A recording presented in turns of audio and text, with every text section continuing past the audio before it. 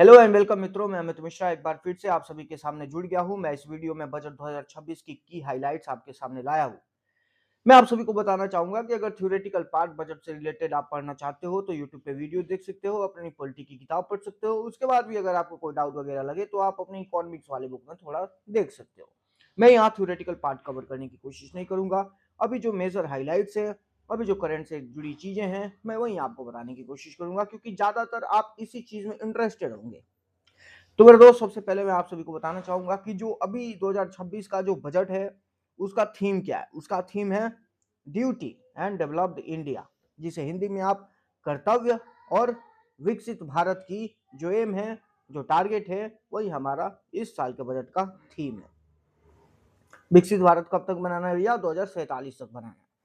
तो क्या है हाइलाइट्स? तो हाइलाइट्स हम लोग मेजर मेजर सेक्टर में देखेंगे। तो सबसे पहले डायरेक्ट और इनडायरेक्ट टैक्स में क्या बदलाव आया है, सबसे पहले हम उसको देखेंगे। मेरे हिसाब से हालांकि कोई बड़ी बदलाव आई नहीं है, लेकिन आप सभी को बताना चाहूंगा कि जो इनकम टैक्स एक्ट 1961 था, उससे यूपीएससी में क्वेश्चन भी आया है एक 2025 के प्रीलिम्स में। हालांकि वो मेरे से गलत हो गया था, लेकिन अगर बजट पढ़ के कोई भी इंसान गया होगा तो वो उस क्वेश्चन को आसानी से सही कर दिया होगा। तो जो 1961 वाला जो है इनकम टैक्स एक्ट, उसको रिप्लेस कर दिया गया है किससे? न्यू इनकम टैक्स एक्ट 2025 से। उसके बाद जो टैक्स स्लैब्स हैं वो मोरलेस पहले की ही तरह है। इस पे मैं ज्यादा आपको कुछ बताने की कोशिश नहीं करूंगा, ठीक है।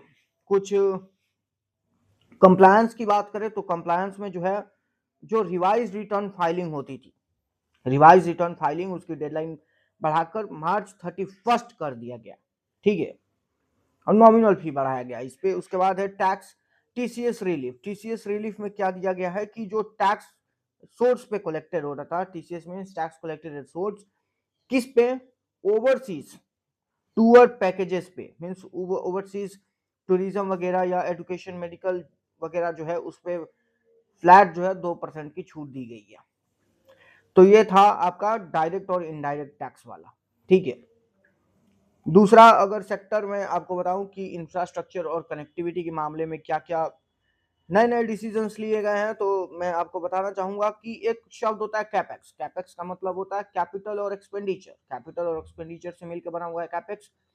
तो कैपेक्स में क्या है ना कि जो पहले जो होता था, पहले की जो बजट थी, उसमें 11.2 लाख करोड़ टोटल लागत, मीन्स टोटल बजट जो था वो 11.2 लाख करोड़ का था।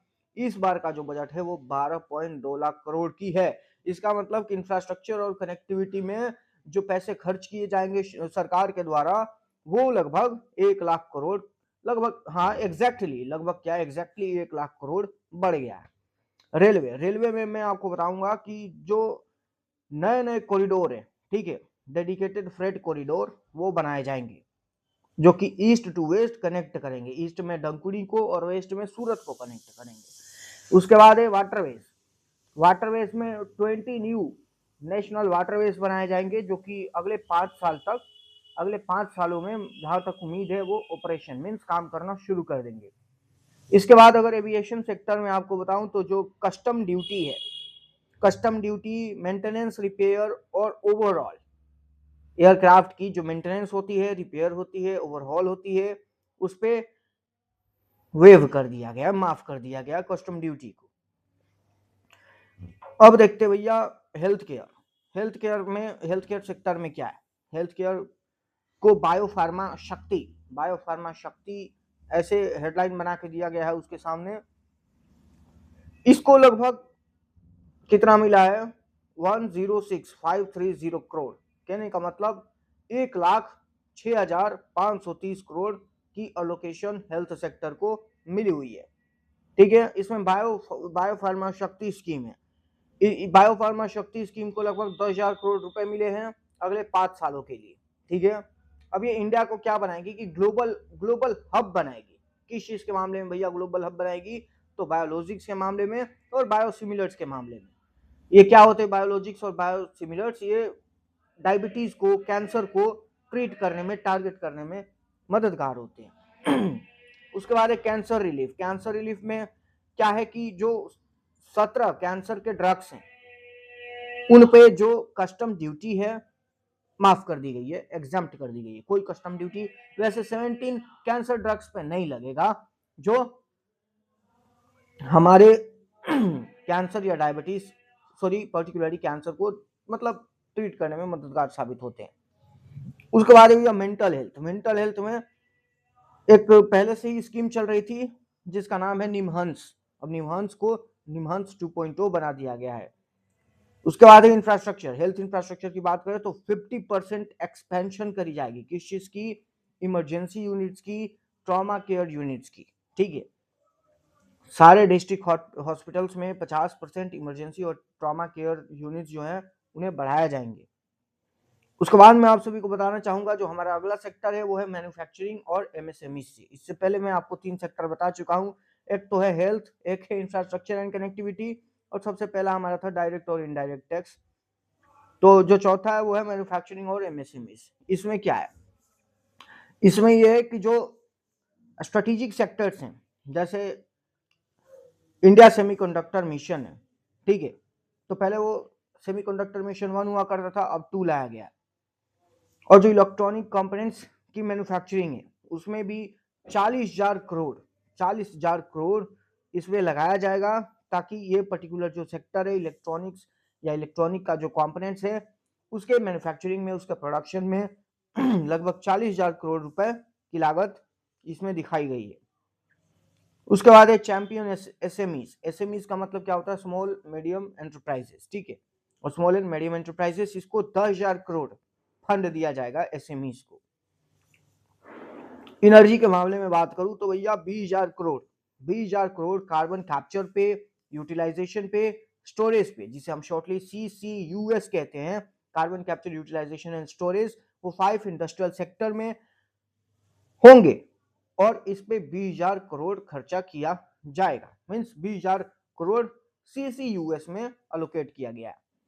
अब जो मेजर हाईलाइट है वो लास्ट सेक्टर में है, मींस बाकी 4 भी मेजर ही थे लेकिन इसे भी बता देता हूं, जो लास्ट वाला है हमारा वो है एजुकेशन एंड सोशल वेलफेयर, ठीक है। एक है होती है ऑरेंज इकोनॉमी, ठीक है। ऑरेंज इकोनॉमी का क्या मतलब है? आप देख सकते हो गूगल पे, मैं अभी ये नहीं बताऊंगा, मैं सीधी सी ये बताऊंगा कि जो 15,000 सेकेंडरी स्कूल से, ठीक है, उसको क्रिएटिव इंडस्ट्री बनाएंगी, उसमें सपोर्ट मिलेगा सरकार का।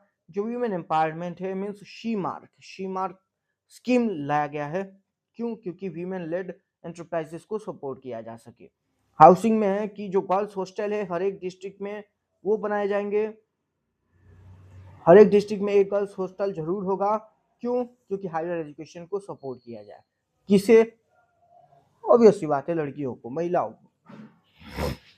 उसके बाद है भैया इकोनॉमिक इंडिकेटर, ठीक है। ये इसमें चीजें तो बहुत सारी दी गई है लेकिन 2 से 3 चीजें मैं आप सभी को बताना चाहूंगा कि जो फिजिकल डेफिसिट है पहले पहले वाले बजट में 4.4% था, इस वाले बजट में कहा गया है कि अब घट के 0.1 घट के 4.3% होगा, ठीक है। नॉमिनल जीडीपी जो है, नॉमिनल जीडीपी को 10% पे एस्टिमेट किया गया है, और डेट टू जीडीपी रेशियो जो है वो 50% हो जाएगा 2030 तक, ऐसा कहा गया है। और इस साल 2026 में क्या होगा कि 55.6% तक इसे हम घटा देंगे। तो यही जो मेजर हाइलाइट्स हैं बजट के, मैं आप सभी को बता दिया।